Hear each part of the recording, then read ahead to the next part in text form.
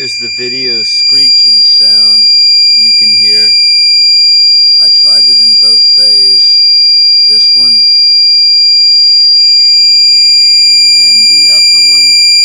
Both of them make this screeching sound in addition to the adapters fit, but no signal on the board.